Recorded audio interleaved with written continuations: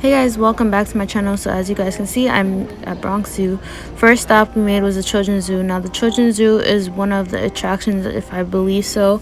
And what attractions are, you generally have to pay a fee for attractions if you do not have a membership. So we did have a membership, so we didn't have to go through that free process. And also to go into Bronx Zoo, it's about, depending on your age range, is the price range. So $39.95 for adults, $34.95 for seniors, $29.95 for kids, and if you're under 2, kids under 2, it's free.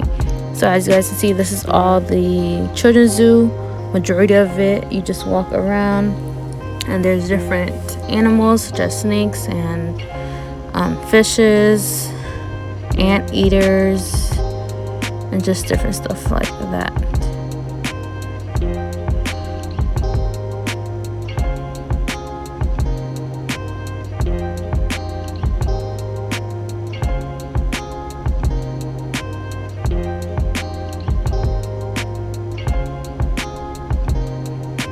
And then this is a big fish. I forgot what type of fish it is, but looks like a catfish. Then those are the flamingos.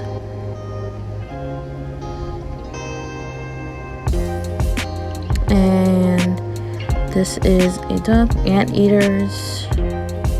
There was one big one up there.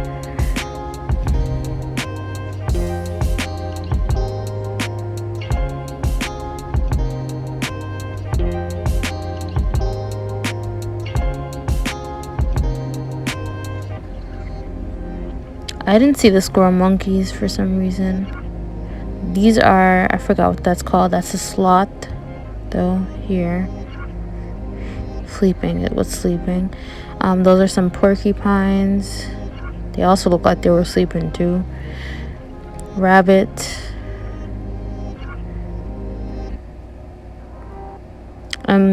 Definitely, you know you've been to the Bronx Zoo when you see the peacocks. Every time I go, there's peacocks. Turtle, and then this is a tortoise, which is different. As you can see, they eat the vegetables. And that is a lizard.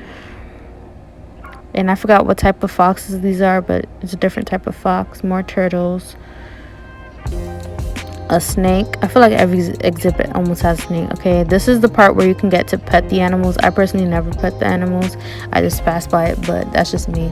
And then this is a zebu, which is a type of cow. Then they have some donkeys, some sheep, llamas, chicken. They also have turkeys, but I didn't show you guys that. I thought these swans were so cute. They look so like brand new. Okay, now we're headed to Madagascar. That is a free thing. You don't have to pay for that. You can just walk into that, and they have like monkeys and things of that nature. It's the caves. They have fishes in here. I think alligator or crocodile, something like that. That's a snake. It was pretty crowded this day, so some stuff I didn't get, but I got majority of it.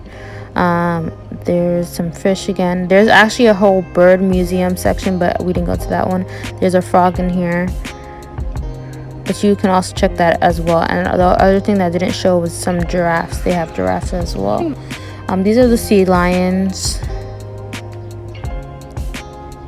And I don't think they do it anymore, but I know from past times, because I've been here like at least 20 times, they would have shows, but I don't know if they do it anymore due to COVID, because everything with COVID is like different. So I don't know if they still do the shows with the sea lions, and the sea lions do like different tricks and stuff like that. Okay, those are some deer back there, some swans or ducks, sorry. These were, I forgot, antelope. Now we're going the monorail. The monorail is another attraction, Journey to Asia, that you also have to pay for if you don't have a membership. When you have the membership, pretty much you can just go on these stuff. It feels like for free, but pretty much you pay an annual fee, and you can go as many times as you want during the year, as long as it's open, of course, because sometimes, like for example, like the monorail is closed during like colder temperatures, at least here in New York. So And I feel like if you don't live here, then the membership is really not worth it because you won't be able to go. So it's really if you live here. I live in this borough, so like I can literally just go there anytime if I want to. 40 Barasika deer, 15 axis deer, 10 black buck, and a pair of muntjac. We start our day by checking on all the animals, making sure they are healthy, behaving normally, and safe.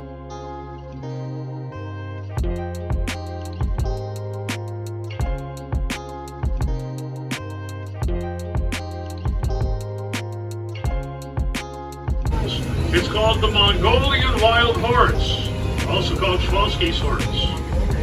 And as we go by the horses, I want you to take a look at them and notice how they're different from our domestic American horses. First of all, they're little. They have short legs and stocky bodies. And look at the mane, it sticks up in the air like a mohawk haircut. Also, between the eyes, there is no forelock. That's the hair that falls between the eyes on an American horse. Well, I said they were extinct in nature, and that was discovered in the 1960s. At that time, there were zoos all over the world who said, hey, we have Mongolian wild horses. Why don't we take some of ours and create herds, and we can reintroduce them into Mongolia and the other areas of Asia where they become extinct. And this is exactly what they did. So now we have Mongolian wild horses running around Mongolia where they belong. It's one of the great successes in animal conservation. Well, let's hear now from the horse guy. Farmers. I'm Jonathan Slatt, and I'm the Russia and Northeast Asia coordinator for the wildlife conservation. Vulnerable endangered species. First one you see here, the brow-antlered deer. They get the name from the male of the species who has antlers in the shape of eyebrows. But you're not going to see eyebrow antlers today. You see, deer lose their antlers after they mate, and then they grow new ones for the next mating season. But that's several months away for these guys. So you see these little tiny antlers that are starting to grow on the males here. They won't be looking like eyebrows for a couple of months. And here we got the gaur, the Indian bison. These are the largest wild cattle in the world. Males can weigh 2,000 pounds and be more than 10 feet long. And look at the horns. Male gaur can fight off anything, even a tiger.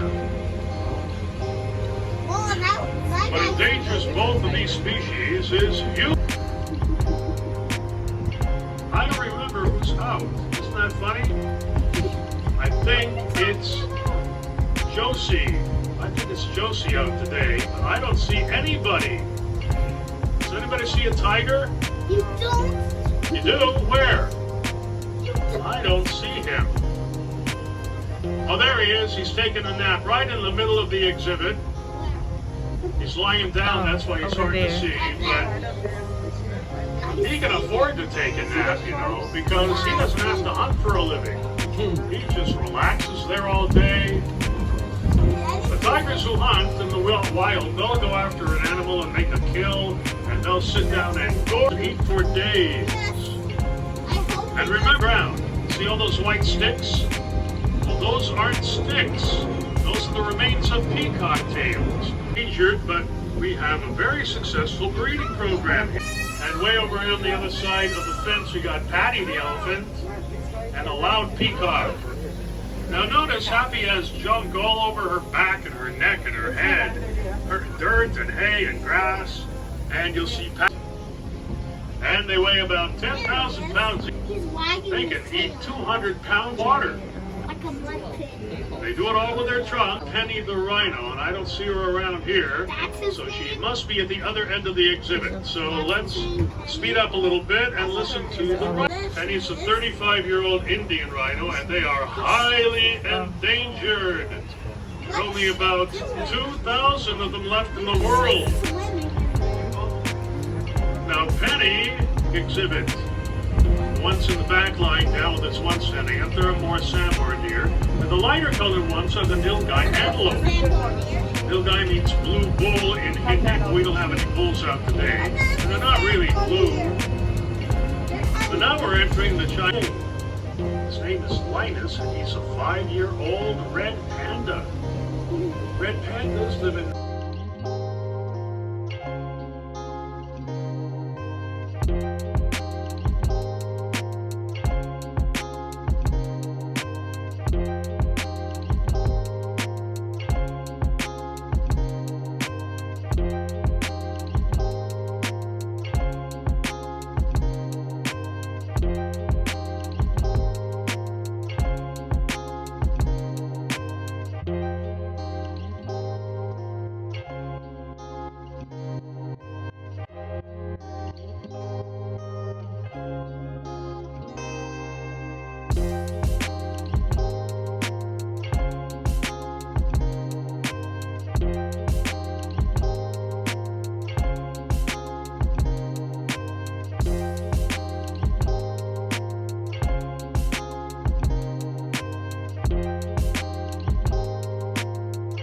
Okay, lastly, I'm on the Zoo shuttle, also part of a free perk of membership. If not, you have to pay for it. So or you just walk, which I generally used to do before I had a membership.